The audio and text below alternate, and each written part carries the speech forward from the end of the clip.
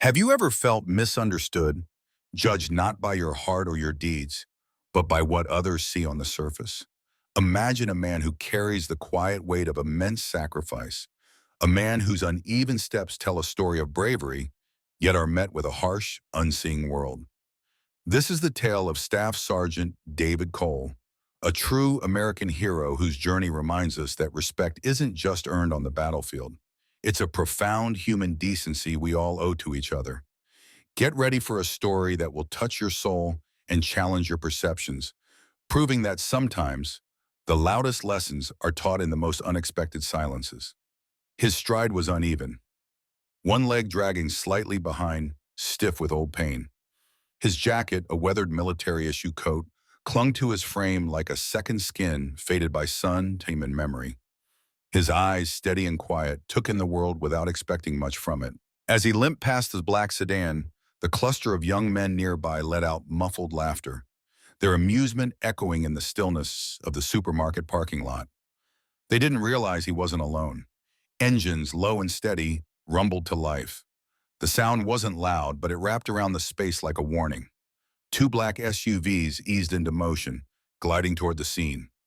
Out of them stepped men with calm movements and unwavering focus. Navy SEALs in civilian clothes. They didn't say a word, didn't need to. They had seen enough. They had heard it all. Staff Sergeant David Cole, 52 years old, a retired Marine who had once faced fire to save 12 lives, walked alone. His right leg, lost to an explosion overseas, had been replaced by a prosthetic that made every step a deliberate act of will. Discharged with honor, he now lived quietly near the SEAL base where his former comrades, brothers by bond, not blood, still served. They were his family. He worked at a modest gas station nearby, never boasting, never asking for recognition. Despite his injury, David never stopped wearing that old Marine Corps jacket. It had faded with time, but its creases and stitched patches bore stories only he remembered. Around his wrist was a band engraved with the Marine Corps emblem. It wasn't just decoration. It was a part of him, warm from constant wear, smoothed by his fingers during sleepless nights and moments of reflection. A tribute to the fallen, a promise kept. The local community respected him, most of them anyway. But there were always a few who didn't understand. Some younger people saw only the limp and the outdated clothes. They didn't ask, didn't care to know what those scars represented. That afternoon, the supermarket parking lot was bathed in sunlight. David walked with his usual calm, observing people come and go, pushing carts, juggling groceries, living lives free of the battles he'd seen. He wasn't trying to be noticed, yet eyes followed him anyway. Curiosity, sometimes discomfort, occasionally quiet disdain. Near the far edge of the lot, the music from the black sedan blared with aggressive bass. Jake, the driver, a cocky college kid, leaned back in his seat, watching with a smirk. His crew stood around, all in their 20s, full of swagger and too much confidence. "Check out this place," Jake muttered, adjusting the mirror. Just a bunch of washed-up old guys trying to relive their glory days. His friends chuckled, emboldened by the safety of the group and the ignorance of youth. David's steps brought him closer. The scuffed pavement echoed faintly with the uneven rhythm of his walk. His jacket caught their attention first. Even faded, it still commanded a kind of quiet authority. His back was straight, his head held high, the limp failing to steal the pride from his posture. Tyler, standing with a soda in hand, elbowed his friend. "Look at that guy." Another one of those military types pretending he's still relevant. The others laughed, sneering with careless arrogance. David heard them but didn't slow. His expression stayed unreadable, stoic. These weren't the kinds of insults that wounded him. He'd faced worse, much worse. "Bet he's one of those guys who corners people to tell war stories," Jake said louder, now grinning. "Probably talks about when he could walk straight like it was the golden age." A fresh wave of laughter followed. David's pace faltered for the briefest second. His hand moved instinctively to his wrist, brushing the Marine emblem there. It was a familiar motion, muscle memory born of long nights and darker days. The metal felt warm beneath his fingers, comfort worn smooth over years of remembrance. His gaze stayed forward, his silence louder than any retort. Behind him, the boys kept talking, unaware of the eyes on them. The two black SUVs that had sat quietly at either end of the parking lot were no longer still. Inside them were men who didn't wear uniforms anymore, but their training was etched into every movement. They'd recognized David the moment he stepped into view, his steady discipline, the way he scanned his surroundings without appearing to. They knew his story. They'd served with men like him. Some had served with him. They hadn't planned to intervene, but they'd heard every word. Engines came to life, smooth and synchronized. The SUVs moved without fanfare, quiet but certain, approaching from both sides, closing in on the black sedan and the circle of boys who still hadn't realized that the world around them had shifted. David kept walking, unaware of what was about to unfold behind him. David Cole continued his slow, measured walk across the parking lot, unaware that just moments from now, a reckoning was about to unfold. One that would remind a few careless young men that respect is not something given lightly, and its absence can carry a weighty cost. Behind him, the group by the sleek black sedan grew increasingly brash, their laughter and mockery swelling as the distance between them and David widened. Jake, slouched behind the wheel, turned up the stereo. The deep bass pulsed through the parking lot like a taunt. "Did you see him trying to look all noble and serious?" Jake sneered. Tyler laughed and took a long drink from his energy can. "Like limping around makes you a badass or something." "Bet he busted his leg falling off a bar stool," but Marcus chimed in, the youngest of the trio and the most eager to impress. "Old guys like that always fake some dramatic military story." Every word cut through the air like a shard of broken glass, sharp and careless. David heard it all. None of it was new. Insults like those had followed him for months, quiet jabs from those who didn't understand and never would. Each one a reminder that some wounds ran deeper than the ones that scarred the skin. Still, he walked on, silent, resilient. Every step an echo of endurance built through years of storms weathered in places these boys couldn't pronounce. A few shoppers moved through the lot, glancing uncomfortably at the scene unfolding, but none stepped in. Modern decency had become passive, teaching people to avert their gaze, to let cruelty slide by without confrontation. An older woman pushed her shopping cart past the group. She offered David a fleeting, compassionate glance, then quickly lowered her head and quickened her pace, eager to escape their orbit. "Hey, Grandma," Jake called out mockingly. "You know that guy? Maybe you two can swap war stories." The woman flinched and hurried away, her face tight with unease. David reached the corner of the lot where a small, quiet coffee shop waited. As he grasped the handle, his sleeve slid back just enough to reveal the sharp lines of the Marine Corps emblem tattooed on his wrist, half hidden by scarred, worn skin. "Yo, check that out," Tyler muttered, nudging Marcus. Marcus leaned forward, squinting. "Looks like some real damage. Wonder what his little accident actually was. Probably twisted his ankle in boot camp or something." "Yeah," Tyler added with a snort. "These poser vets always got some tragic sob story."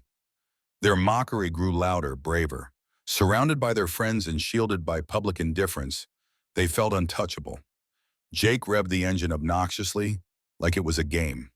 "Maybe we should offer him a lift," he jeered. "Oh, wait, probably takes him half an hour to get into a car." Laughter exploded around them, sharp, cold, heartless. A few onlookers in the lot had started to turn their heads now, their expressions disapproving.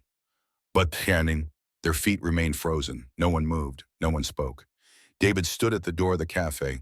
His hand remained on the handle, unmoving. For a moment, he didn't enter.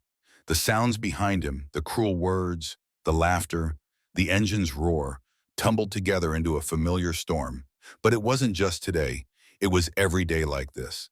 Every look, every assumption, every insult from strangers who only saw his limp, never his valor. They saw his scars, but not the reason for them. His fingers tightened around the handle. Deep within, he felt an ache that had nothing to do with his leg. A deeper wound of being reduced to a broken thing, of his honor questioned, of his service forgotten.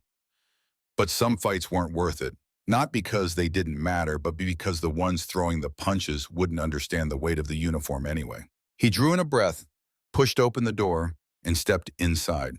Behind him, the young men grew bolder in his absence. Yeah, that's right, Jake yelled. Limp away. Try sticking to places where you're not slowing down normal people, Tyler added. Dude should have stayed in his bunker, Marcus laughed.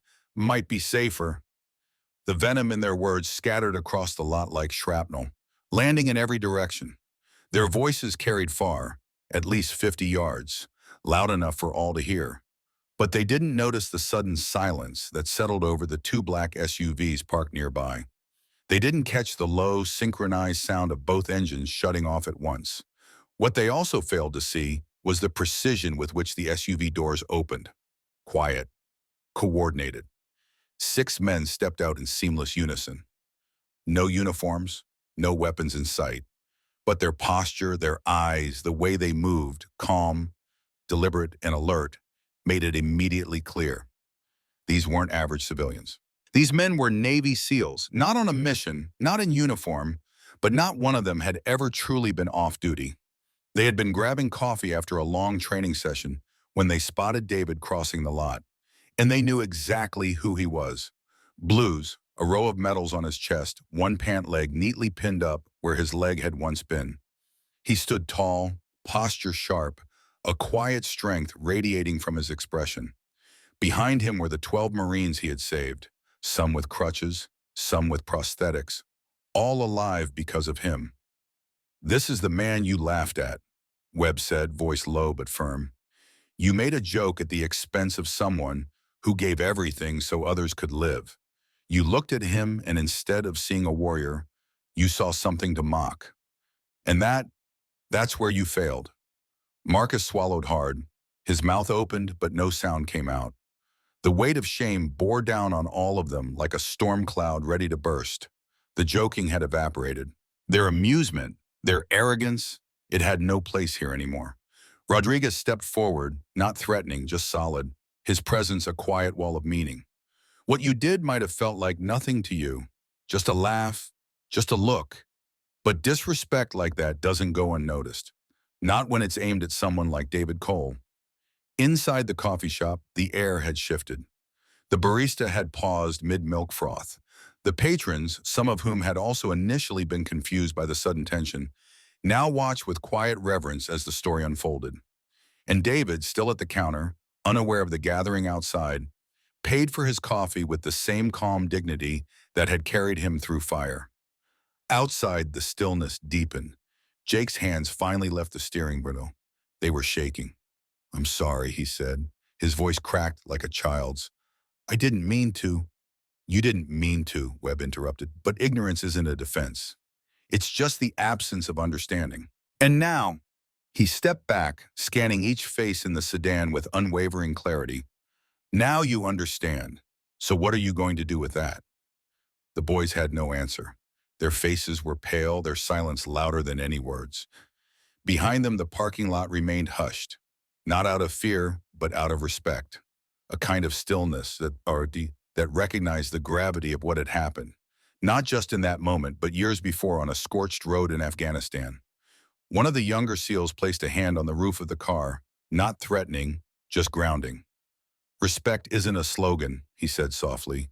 It's what we give freely, or it's what we lose piece by piece until there's nothing left of us worth keeping.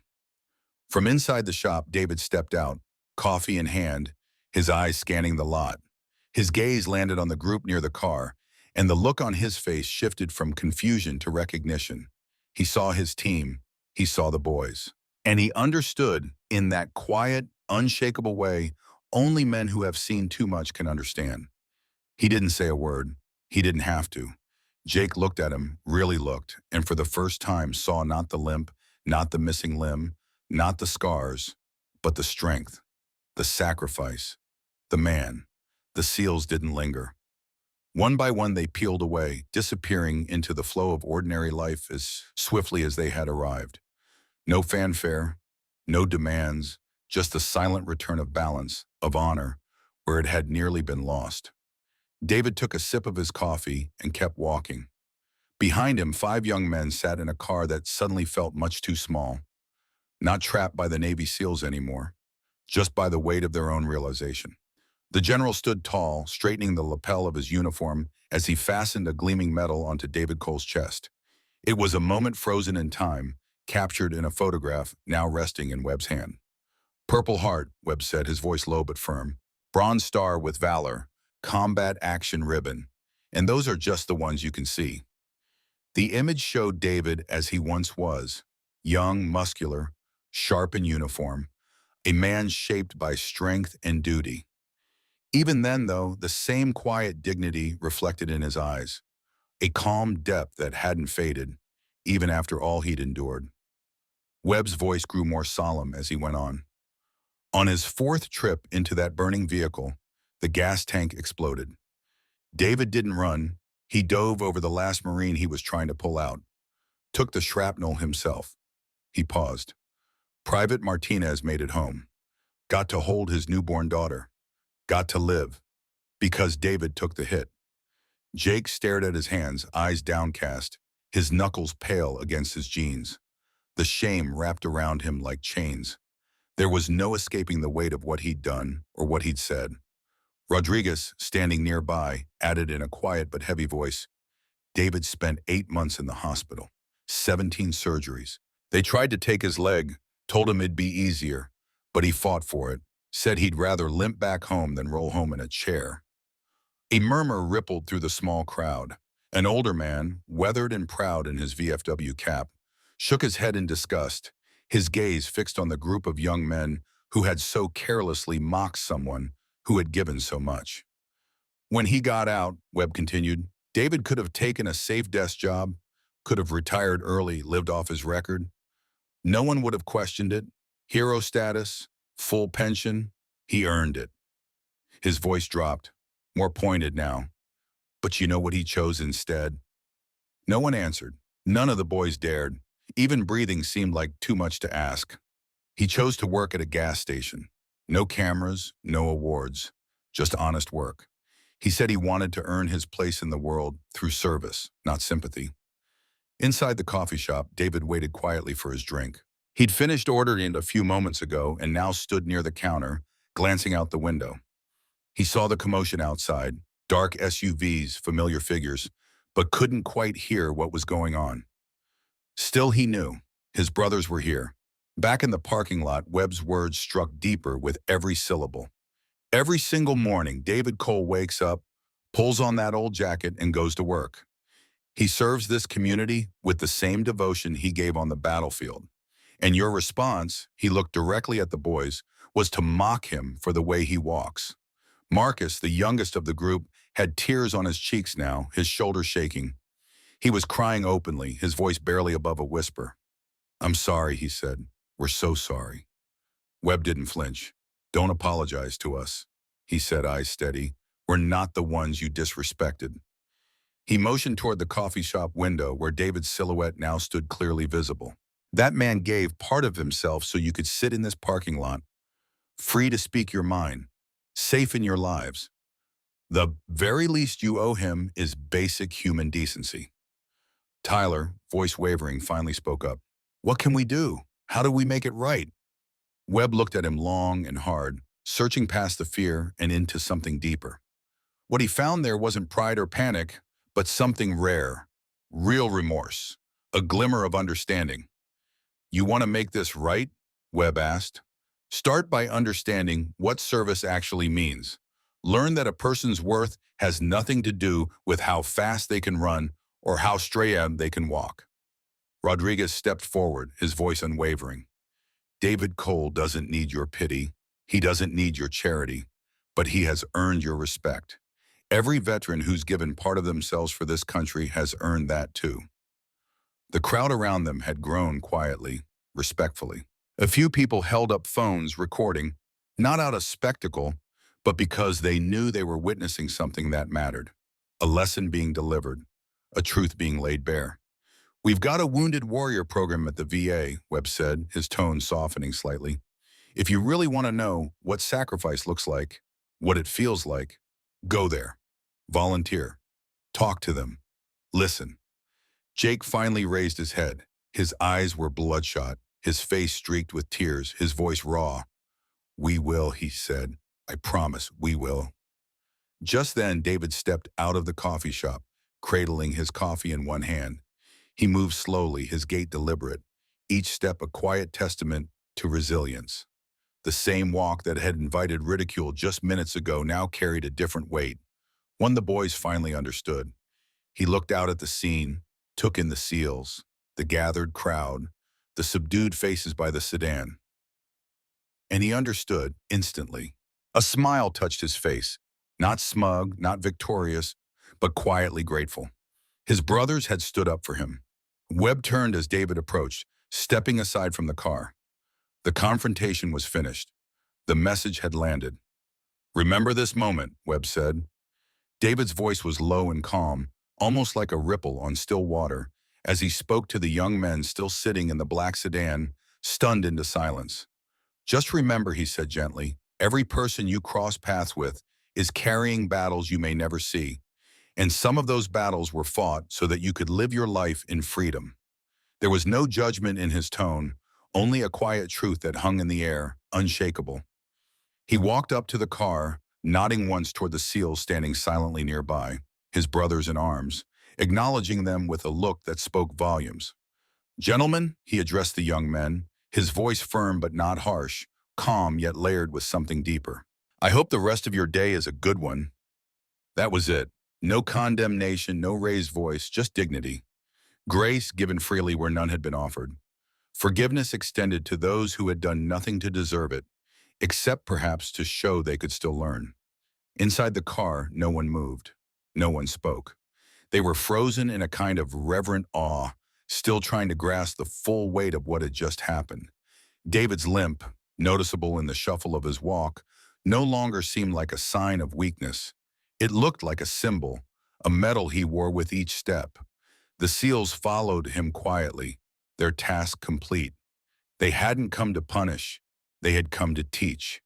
And teach they did, not just about military service, but about what it means to respect others, especially those who walk quietly with the scars of sacrifice. 2 weeks passed, but the ripple of that moment didn't fade. It grew. The parking lot, ordinary in every physical detail, was no longer just a place where a confrontation had taken place. It had become the spark for something deeper, something real. The story spread not through memes or viral posts, but through honest conversations between neighbors, coworkers, and strangers who were tired of disrespect being the norm. They talked about what happened that day, about service and sacrifice and what it means to treat people with dignity.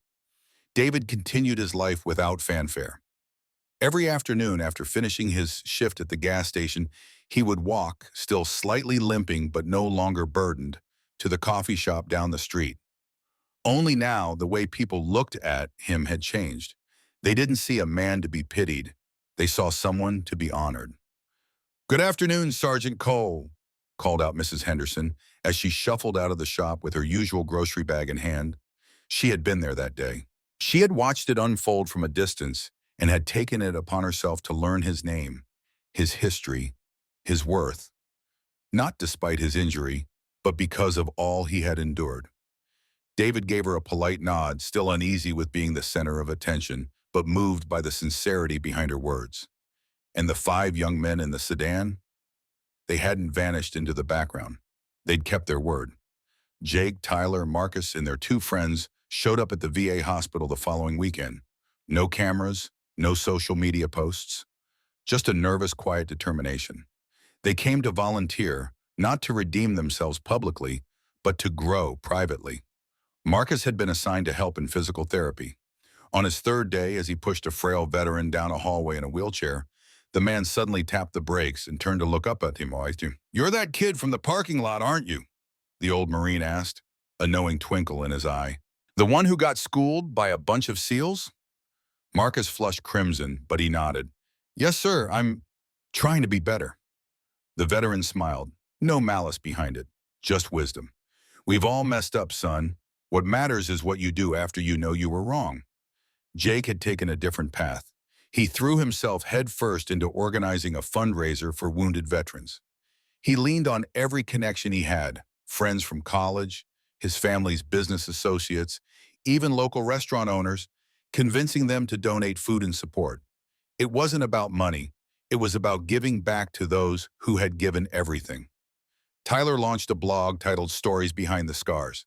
He started interviewing local veterans, capturing their voices, their stories, their pain and pride. His first post was about David Cole, and it struck a nerve. Thousands of shares, comments, and heartfelt messages followed. His generation, it turned out, was hungry for truth, for depth, for something real. The owner of the coffee shop, moved by everything that had transpired, set up a quiet tribute along one of the walls. Black and white photos of local veterans, their stories typed out neatly and pinned below. At the center, framed and gleaming, was David's Bronze Star citation. Beneath it, on a simple wooden plaque, were the words, "Respect those who walk so you can stand." But perhaps the most meaningful transformation had taken place inside David himself.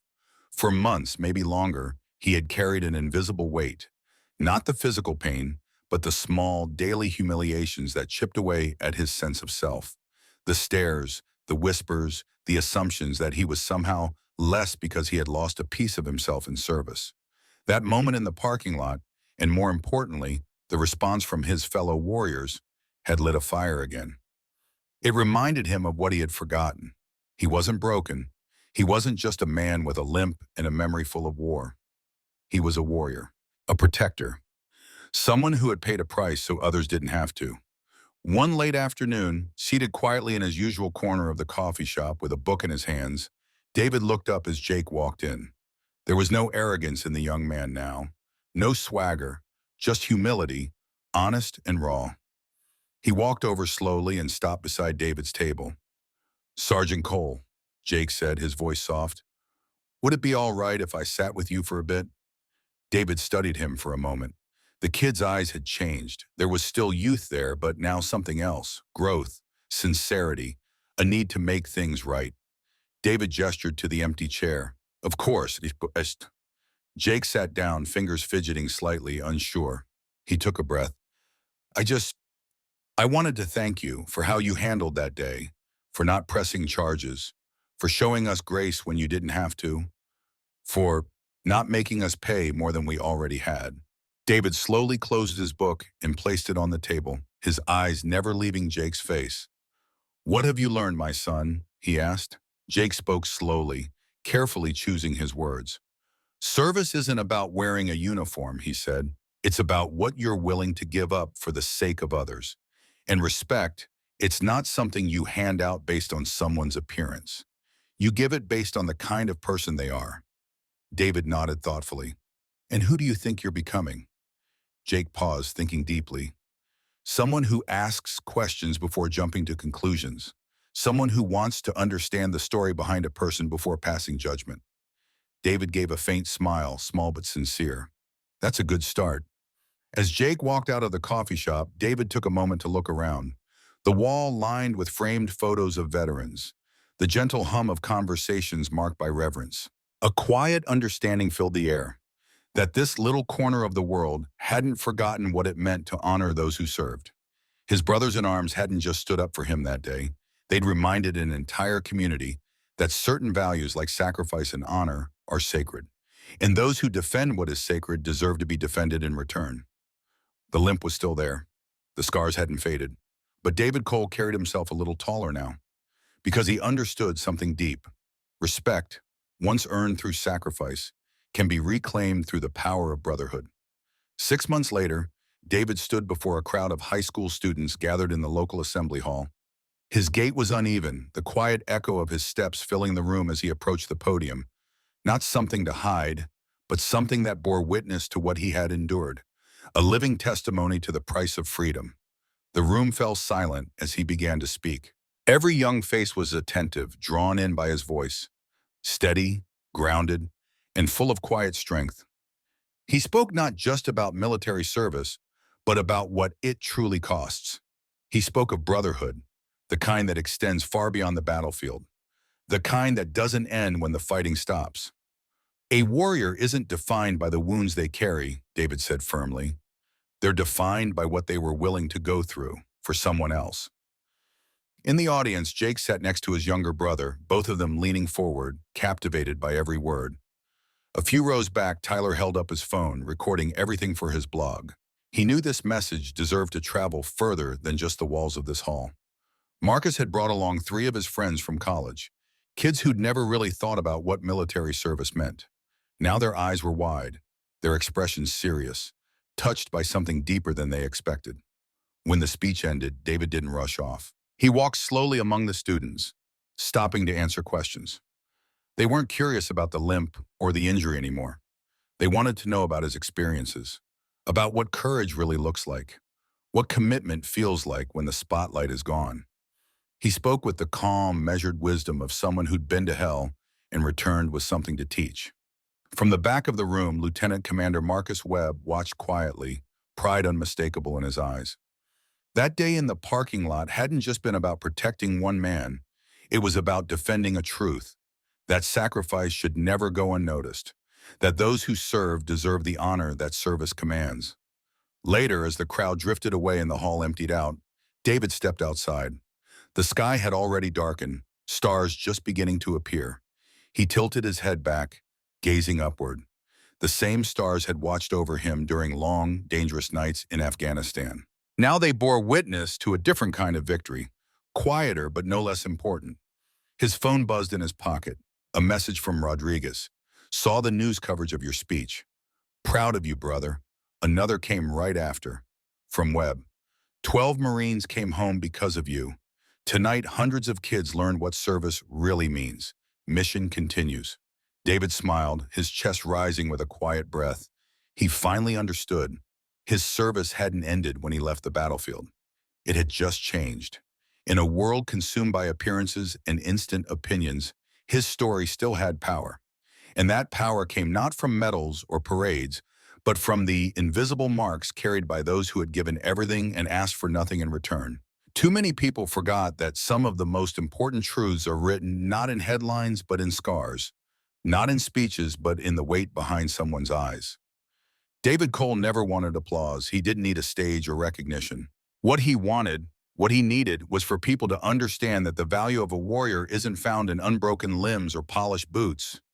It's found in the willingness to break, to suffer, to give, all for someone else's sake.